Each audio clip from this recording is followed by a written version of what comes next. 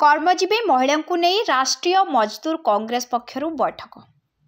आज तालचेर साउथ बलंडा स्थित जगन्नाथ कलाकेन्द्र ठारे कर्मजीवी महिला यथा निर्माण श्रमिक, पाचिका आशाकर्मी, कृषि मित्र, प्राणी मित्र, बैंक मित्र और गाँ साथी मानकु नहीं राष्ट्रीय मजदूर कांग्रेस पक्षरु देवाशीष घोष अध्यक्षतार एक साधारण बैठक अनुष्ठित हो जाइछि, ଯେଉଁଥିରେ राष्ट्रीय मजदूर कांग्रेस राज्य सभापति रामचंद्र खुंटिया जोगदे अणसंगठित क्षेत्र में काम करुथिबा महिला मानक स्वार्थ पय आलोचना करने सहित सेमानंकु किपरि समस्त प्रकार सुविधा सरकार जोगाई देबे से संपर्क में आलोचना करा जायथिला। एथि सहित उभय सरकार श्रमिक मारणा नीति विरुद्ध रे अभिवादन रखिबा सह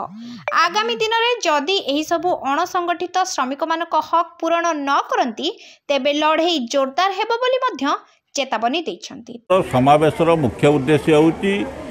असंगठित क्षेत्र में काम करुवा महिला माने एवं ठिका श्रमिक भाव में काम करुवा कोयला खंड ठिका श्रमिक मानकर सर्वनिम्न समस्या को समाधान करने पाई ये समावेश एवं जमती निर्माण श्रमिक मानकर समस्या से माने दीर्घ दिन धरी दरखास्त कले मध्य सेमानंकर विवाह सहायता राशि, मृत्युकालीन सहायता राशि, पाठ पढ़ा सहायता राशि कौन सी सुविधा से माने पाऊना। आज बिजु बाबू नवीन बाबू दल महिला दल कहूवा बेले आज असंगठित क्षेत्र में काम करुवा हजार हजार महिला जो मानकर सामाजिक सुरक्षार व्यवस्था नहीं, सीआरपी कहतु, आशाकर्मी कहतु, पाचिका कहतु, अंगनवाड़ी कहतु, से माने सर्वनिम्न मजूरी पाइबार वंचित, से सामाजिक सुरक्षा नहीं, तारी विरुद्ध रे आज ये मानकु जो सब प्राप्य दबा कथा राज्य सरकार ता प्रदान करूना जेभली कि तांकर रजिस्ट्रेशन मात्रे से तांकर जूता टोपी पाई पैसा पाइबा कथा एवं तार किछि दिन पर सामान पाई 4000 टका पाइबा कथा, तापर साइकेल पाइबा कथा एवं सेमान को पिला माने पाठ पढ़ले पाठ पढ़िया भत्ता पाइबा कथा, सेमान को जहाँ सब झील बाहागर कले झील बाहागर भत्ता पाइबा कथा,